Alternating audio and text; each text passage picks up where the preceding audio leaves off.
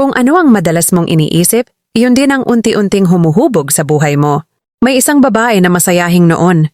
Pero habang tumatagal, napuno ang isip niya ng mga negatibong bagay. Palagi niyang iniisip ang mga pagkakamali niya.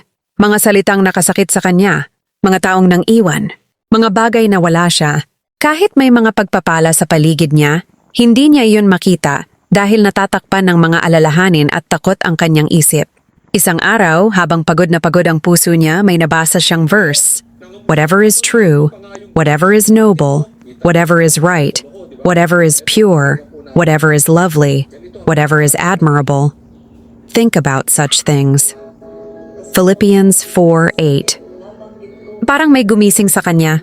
Na-realize niyang hindi niya kontrolado ang lahat ng nangyayari sa buhay, pero may kontrol siya sa pinapayagan niyang manatili sa kanyang isip. Kaya nagsimula siyang magbago. Sa halip na puro problema ang isipin, inalala niya ang mga biyayang natatanggap niya araw-araw. Sa halip na puro pagkukulang, pinasalamatan niya ang mga bagay na mayroon siya. Sa halip na puro takot, pinili niyang magtiwala sa Diyos. Unti-unti, hindi man nagbago agad ang sitwasyon niya, nagbago naman ang pananaw niya. At minsan, iyon ang simula ng tunay na pagbabago.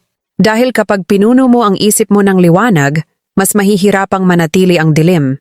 Kung mabigat ang isip mo ngayon, tandaan mo ito. Huwag hayaang ang negatibong iniisip mo ang magdikta ng magiging kinabukasan mo. Piliin mong pagtuunan ng pansin ang kabutihan ng Diyos at unti-unti mong makikita ang pag-asang matagal nang nasa harap mo.